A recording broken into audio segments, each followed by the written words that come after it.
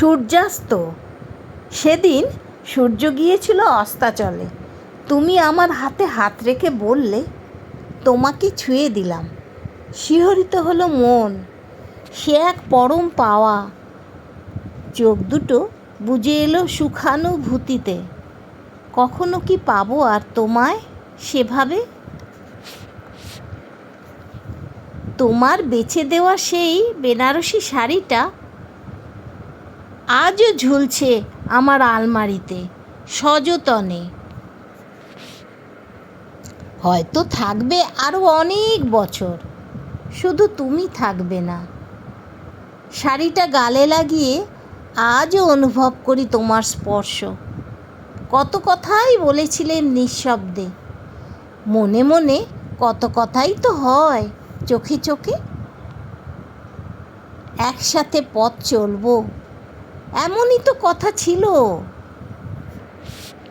তবু কি হয়ে গেল কোথা থেকে, যেদিন বললে এখানেই শেষ, আর হাঁটবো না আমরা কোনো দিন একসাথে। মানতে চাইনি মন, হৃদয়টা ভেঙে গেছে টুকরো টুকরো হয়ে। কেউ দেখতে পায়নি, দেখবে না কোনো দিন। চোখের জল চোখেই শুকিয়ে গেছে। দুঃখকে সহ্য করতে শিখে গেছি নিঃশব্দে। সেদিনও এক বিকেল ছিল, সূর্যটা গিয়েছিল অস্তাচলে।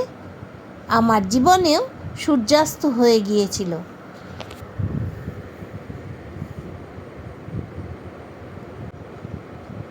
বন্ধুরা, এই লেখাটা তোমাদের জন্য লিখেছি আমি 6ই জুন রাত 10টার সময়, কিন্তু এডিট করা হয়নি। এতদিন বাদে এডিট করে তোমাদের কাছে প্রকাশ করলাম। কেমন হয়েছে জানাতে ভুলো না কিন্তু। কোনো কোনো লেখা একেবারে যেন জীবনের সত্যি লেখা হয়ে যায়, কিন্তু সমস্তটাই কল্পনা। কীরকম হলো আমার কল্পনা জানাতে ভুলো না কিন্তু।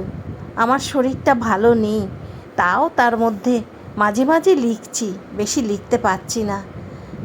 তোমরা একটু ভালোবেসে পড়ে নিও, কেমন? ভালো থেকো।